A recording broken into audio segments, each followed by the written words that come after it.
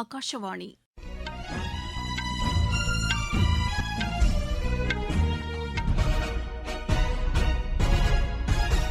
செய்திகள் வாசிப்பவர் வடிவழகி கபிலன். தலைப்புச் செய்திகள்: தேர்வு முறைகேடு தடுப்பு சட்டத்திருத்த மசோதா மீதான விவாதம் மக்களவையில் தற்போது நடைபெற்று வருகிறது.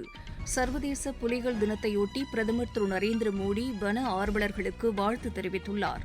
குரு பூர்ணிமா இன்று கொண்டாடப்படுவதையொட்டி தலைவர்கள் பலர் வாழ்த்து தெரிவித்துள்ளனர். ஜப்பானில் நேரிட்ட நிலநடுக்கத்தால் உயிரிழந்தோர் எண்ணிக்கை 13ஆக அதிகரித்துள்ளது.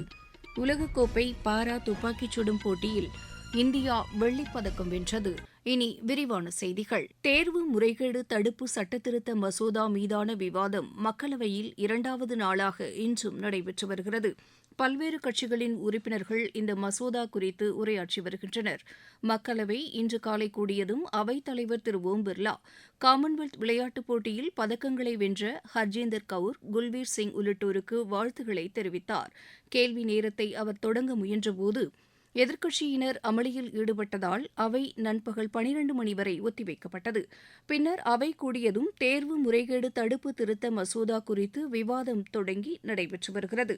மாநிலங்களவை இன்று கூடியதும் நிலக்கரி, சுரங்கம், எஃகு அமைச்சகத்தின் நாடாளுமன்ற நிலைக்குழுவின் அறிக்கைகள் தாக்கல் செய்யப்பட்டன.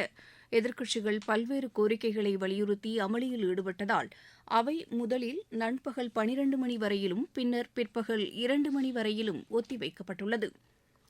சர்வதேச புலிகள் தினம் இன்று கடைபிடிக்கப்படுகிறது. இந்நாளையொட்டி பிரதமர் திரு நரேந்திர மோடி வெளியிட்டுள்ள சமூக வலைதள பதிவில் வன ஆர்வலர்களுக்கு வாழ்த்துக்களை தெரிவிப்பதாக குறிப்பிட்டுள்ளார். உலகின் 70% புலிகள் இந்தியாவில் உள்ளதாக பிரதமர் பெருமிதம் தெரிவித்துள்ளார். இயற்கையுடன் இணைந்து வாழ்வது நமது கலாச்சார பாரம்பரியம் என்று அவர் கூறியுள்ளார். அறிவியல் அடிப்படையிலான திட்டங்கள் மூலம் புலிகள் பாதுகாக்கப்பட்டு வருவதாக அவர் தெரிவித்துள்ளார். புலிகளை பாதுகாப்பதில் வன அலுவலர்கள், விஞ்ஞானிகள், வன ஆர்வலர்களின் பங்களிப்பிற்கு திரு நரேந்திர மோடி பாராட்டு தெரிவித்துள்ளார். இந்நாளையொட்டி மத்திய சுற்றுச்சூழல் மற்றும் வனத்துறை அமைச்சர் திரு பூபேந்தர் யாதவ் வெளியிட்டுள்ள பதிவில் புலிகளை பாதுகாப்பதில் முன்னணி நாடாக இந்தியா திகழ்வதாக குறிப்பிட்டுள்ளார். இந்தியாவில் உள்ள 58 சரணாலயங்களில் 3682 புலிகள் இருப்பதாக அவர் தெரிவித்துள்ளார். புலிகளை பாதுகாப்பதற்கு அரசு உறுதி பூண்டுள்ளதாகவும் திரு பூபேந்தர் யாதவ் கூறியுள்ளார். தகவல் ஒலிபரப்புத்துறை இணையமைச்சர் டாக்டர் எல் முருகன் வெளியிட்டுள்ள சமூக வலைதள பதிவில் நமது நாட்டின் பல்லுயிர் பெருக்கத்திற்கு புலிகள் முக்கிய பங்கு வகிப்பதாக தெரிவித்துள்ளார். புலிகளை பாதுகாப்பதில் நாட்டின் சாதனையை பாராட்டுவதாக அமைச்சர் கூறியுள்ளார். உலக அளவில் புலிகளை பாதுகாக்கும் வகையில் கடந்த 2010ஆம் ஆண்டு ரஷ்யாவின் செயின்ட் பீட்டர்ஸ்பர்கில் நடைபெற்ற உச்சி மாநாட்டின் போது ஆண்டுதோறும் ஜூலை 29ஆம் தேதி புலிகள் தினமாக கடைபிடிக்க முடிவெடுக்கப்பட்டது. கடந்த 2010ஆம் ஆண்டு உலக அளவில் 3200 புலிகள் மட்டுமே இருந்த நிலையில் தற்போது அதன் எண்ணிக்கை 5711ஆக அதிகரித்துள்ளது. இதனிடையே புலிகள் பாதுகாக்கப்பட வேண்டியதன் அவசியம் குறித்து தமிழகத்தின் கோவை மாவட்டம் முதுமலை புலிகள் காப்பகத்தின் துணை இயக்குநர் திரு கணேசன் எமது செய்தியாளரிடம் தெரிவித்தார். புலிகளுங்கிறது ஃபாரஸ்ட்ல ஒரு முக்கியமான உயிரினம். அந்த அனிமல் பாதுகாக்கப்படும் பட்சத்துல அதை சார்ந்திருக்கிற மற்ற அனைத்து உயிரினங்களும் பாதுகாக்கப்படும். ரொம்ப சொல்ல போனா உலகத்துல 70% வைல்ட்ல இருக்கிற டைகர் எல்லாமே இந்தியாவில தான் இருக்கு. கிட்டத்தட்ட 3700 டைகர். இந்தியாவில் பாத்தீங்கன்னா 58 டைகர் ரிசர்வ் இருக்கு. 58 டைகர் ரிசர்வ்ல முதுமலை புலிகள் காப்பகங்கிறதுங்கிறது இது one of the prominent tiger ரிசர்வ்னு சொல்லுவாங்க. ஏன்னா ஹையஸ்ட் டென்சிட்டி ஆஃப் டைகர் இருக்கிறது இந்த இடத்துல. காரணம் என்னன்னா இங்க ஒரு 3 ஸ்டேட் கனெக்டடா இருக்கு. அதை விட ரொம்ப முக்கியம் என்னன்னா இந்த புலிகள் காப்பகத்துல இருக்கிற பழங்குடி மக்கள் அந்த உயிரினங்களை பாதுகாக்கிற பொறுப்பு அவங்களுக்கு ரொம்பவே இருந்திருக்கு. அவங்க தான் பாதுகாத்திருக்காங்க. அதுக்காக இந்த வருஷம் குளோபல் டைகர் டேக்கு தீம் பார்த்தீங்கன்னா பழங்குடி மக்கள் மற்றும் உள்ளூர் சமூகங்களை மையமாக கொண்டு புலிகளின் எதிர்காலத்தை பாதுகாத்து முதுமலை புலிகள் காப்பகத்துல நாங்க சென்சஸ் எல்லாம் எடுக்கிறது இல்லாம கேமரா டிராப் மாடல்ல பண்றோம். ஒவ்வொரு தனித்துவமான புலிகளை கண்டுபிடிச்சு எத்தனை இருக்குன்னு கவுண்ட் பண்ணுவோம்.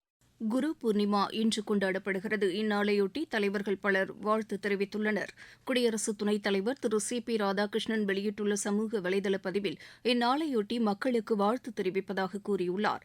பிரதமர் திரு நரேந்திர மோடி வெளியிட்டுள்ள பதிவில் மக்களுக்கு குரு பூர்ணிமா வாழ்த்துக்களை தெரிவிப்பதாக குறிப்பிட்டுள்ளார். ஒவ்வொரு குருவும் ஞானத்தை மட்டுமின்றி நேர்மறை எண்ணங்களையும் அளித்து வருவதாக பிரதமர் கூறியுள்ளார். மத்திய உள்துறை அமைச்சர் திரு அமித் ஷா வெளியிட்டுள்ள சமூக வலைதள பதிவில் நமது கலாச்சாரத்தில் குரு முக்கியமான இடத்தை வகிப்பதாக தெரிவித்துள்ளார். மக்களவைத் தலைவர் திரு ஓம் பிர்லா வெளியிட்டுள்ள பதிவில் நமது நாட்டின் கலாச்சாரம், நேர்மை, மனித நேயத்திற்கு எடுத்துக்காட்டாக குரு பூர்ணிமா கொண்டாடப்படுவதாக குறிப்பிட்டுள்ளார். தகவல் ஒலிபரப்புத்துறை இணையமைச்சர் டாக்டர் எல் முருகன் வெளியிட்டுள்ள சமூக வலைதள பதிவில் நமது வாழ்க்கையின் முன்னேற்றத்திற்கு வழிகாட்டியாக இருந்த குருமார்களுக்கு நன்றி தெரிவிக்கும் வகையில் இந்நாள் கொண்டாடப்படுவதாக தெரிவித்துள்ளார். சந்த் சிரோமணி குரு ரவிதாஸ் மகாராஜின் பிறந்த நாளை குறிக்கும் வகையில் இந்நாள் கொண்டாடப்படுகிறது. நீங்கள் கேட்டுக்கொண்டிருப்பது ஆகாஷவாணியின் செய்தி அறிக்கை.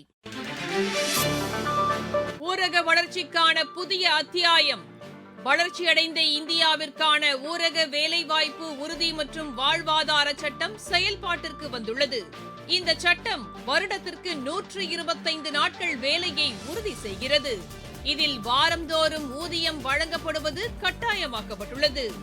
நாள்தோறும் குறைந்தபட்சம் 300 ரூபாய் ஊதியத்தை இந்த சட்டம் உறுதி செய்கிறது. பணி முடிந்த 15 நாட்களுக்குள் ஊதியம் வழங்குவதை உறுதி செய்வதற்கான அம்சங்களும் இதில் இடம்பெற்றுள்ளன. ஊதியம் காலதாமதமாக வழங்கப்பட்டால் அதற்கான இழப்பீட்டுத் தொகைக்கும் இதில் வகை செய்யப்பட்டுள்ளது. வளர்ச்சியடைந்த இந்தியாவிற்கான பயணத்தில் மோடி அரசு தொடரும் சீர்திருத்த நடவடிக்கைகள். புதுச்சேரி பல்கலைக்கழகத்தின் மாகே கல்வி வளாகம் அடுத்த கல்வியாண்டில் திறக்கப்பட உள்ளதாக அதன் துணைவேந்தர் திரு பிரகாஷ் பாபு அறிவித்துள்ளார். இது தொடர்பாக அவர் வெளியிட்டுள்ள அறிக்கையில் மாகேயின் சலாக்காராவில் 3 ஏக்கர் நிலம் இதற்காக ஒதுக்கீடு செய்யப்பட்டுள்ளதாக தெரிவித்துள்ளார். இதற்கான அரசாணை கடந்த ஜனவரி மாதம் 2ஆம் தேதி வெளியிடப்பட்டதாக அவர் கூறியுள்ளார். இந்த கல்வி வளாகத்தின் மூலம் மாகே, கேரளா மற்றும் தெற்கு கர்நாடகாவைச் சேர்ந்த மாணவர்கள் பெரிதும் பயனடைவார்கள் என்று அவர் தெரிவித்துள்ளார். இது தொடர்பாக நடைபெற்ற நிகழ்ச்சியில் பல்கலைக்கழக பதிவாளர் திரு குணசேகரன், முனைவர் ராஜேஷ் விஸ்வநாதன், துணை பதிவாளர் திரு மகேஷ் உள்ளிட்டோர் கலந்து கொண்டதாக திரு பிரகாஷ் பாபு அந்த அறிக்கையில் கூறியுள்ளார். கேரளம் மாநிலத்தில் திருவோணம் பண்டிகை அடுத்த மாதம் கொண்டாடப்பட உள்ள நிலையில் ஹூப்ளியிலிருந்து சேலம், ஈரோடு, போத்தனூர் வழியாக கோட்டயத்திற்கு சிறப்பு ரயில் இயக்கப்படும் என்று தென்மேற்கு ரயில்வே அறிவித்துள்ளது. ஹூப்ளியிலிருந்து ஆகஸ்ட் மாதம் 25ஆம் தேதி மாலை மணி 6:30க்கு புறப்படும் இந்த ரயில் மறுநாள் மாலை மணி 4:40க்கு கோட்டயம் சென்றடையும். மறுமார்க்கத்தில் கோட்டயத்திலிருந்து இரவு மணி 10:30க்கு புறப்படும் இந்த ரயில் மறுநாள் இரவு 8 மணிக்கு ஹூப்ளி சென்றடையும். இதேபோல் அடுத்த மாதம் 29ஆம் தேதி ஹூப்ளியிலிருந்து கோட்டயத்திற்கு சிறப்பு ரயில் இயக்கப்படும் என்றும் அறிவிக்கப்பட்டுள்ளது. இதனிடையே ஹூப்ளி ராமேஸ்வரம் இடையேயான வாராந்திர சிறப்பு ரயில் ஆகஸ்ட் 30ஆம் தேதி வரை நீட்டிக்கப்பட்டுள்ளதாக தெற்கு ரயில்வே அறிவித்துள்ளது. ஞாயிற்றுக்கிழமை தோறும் ஹூப்ளியிலிருந்து காலை மணி 6:50க்கு புறப்படும் இந்த ரயில் ஹோசூர், சேலம், திருச்சி, சிவகங்கை வழியாக மறுநாள் காலை மணி 5:20க்கு ராமேஸ்வரம் வந்தடையும். மறுமார்க்கத்தில் திங்கட்கிழமை இரவு 8 மணிக்கு புறப்படும் ரயில் மறுநாள் இரவு மணி 7:40க்கு ஹூப்ளி சென்றடையும். ஜப்பானில் நேரிட்ட நிலநடுக்கத்தால் உயிரிழந்தோர் எண்ணிக்கை 13ஆக அதிகரித்துள்ளது. தென்மேற்கு ஜப்பானின் குமமோட்டோ பகுதியில் ஏற்பட்ட இந்த நிலநடுக்கத்தால் சாலை போக்குவரத்து பாதிக்கப்பட்டுள்ளது. பாதிக்கப்பட்ட பகுதிகளில் மீட்புப் பணிகள் மேற்கொள்ளப்பட்டு வருவதாக அந்நாட்டின் பிரதமர் திருமதி சனி தக்காய்ச்சி தெரிவித்துள்ளார். 40,000த்திற்கும் மேற்பட்ட வீடுகளில் மின்சாரம் மற்றும் தொலைத்தொடர்பு சேவை துண்டிக்கப்பட்டுள்ளதாக அவர் கூறியுள்ளார். இப்பகுதிகளில் ஷின்காசன் புல்லட் ரயில் சேவை முற்றிலும் ரத்து செய்யப்பட்டுள்ளது. விமான சேவைகளும் பாதிக்கப்பட்டுள்ளன. ஹோர்முஸ் நீரிணை வழியாக செல்லும் வர்த்தக கப்பல்கள் மீது நடத்தப்படும் தாக்குதல்களுக்கு இந்தியா கடும் கண்டனம் தெரிவித்துள்ளது. இது தொடர்பாக ஐநாவிற்கான இந்தியாவின் நிரந்தர பிரதிநிதி திரு ஹரீஷ் கூறுகையில் அப்பகுதியில் அமைதியை நிலைநாட்டுவதன் அவசியத்தை வலியுறுத்தியுள்ளார். உலகக்கோப்பை பாரா துப்பாக்கிச் சுடும் போட்டியில் இந்தியா வெள்ளிப் பதக்கம் வென்றது. செர்பியாவில் நடைபெற்ற இப்போட்டியின் 10 மீட்டர் ஏர் பிஸ்டல் கலப்பு குழு பிரிவில் இந்தியா இப்பதக்கத்தை கைப்பற்றியது. தாய்பே ஓபன் பேட்மிண்டன் போட்டியில் இந்தியாவின் எஸ் பிரணாய் காலிறுதிக்கு முந்தைய சுற்றுக்கு முன்னேறியுள்ளார்.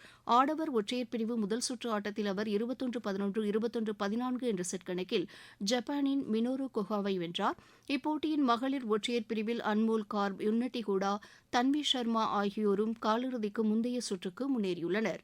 உலக ஜூனியர் ஸ்குவாஷ் போட்டியின் குழு பிரிவில் இந்திய ஆடவர் மற்றும் மகளிர் அணிகள் காலிறுதிக்கு முன்னேறியுள்ளன.